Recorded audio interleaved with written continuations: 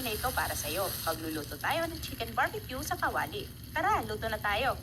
Gagamit tayo ng 3 malalaking chicken leg quarters. Hihiwaan natin ito para pasok na pasok ang sarap hanggang buto. Then, saka natin titimplahan ng marinade.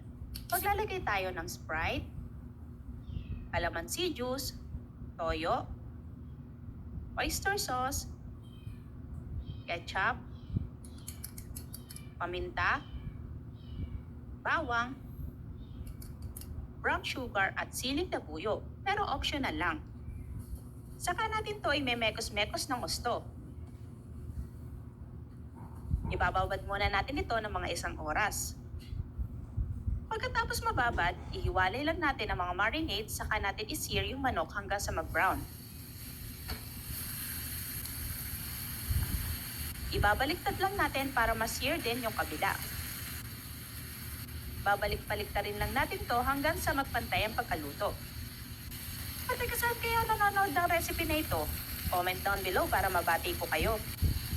Then, ilalagay na natin yung marinade. Takpan lang natin at pakuluin ng mga 10 minutes. After 10 minutes, baliktarin ulit natin para pantay ang luto.